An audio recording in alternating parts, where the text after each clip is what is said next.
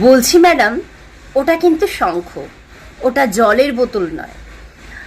আর ওটা কি শঙ্খ সেটাও ভাববার বিষয়। আদৌ শঙ্খ না জল শঙ্খ।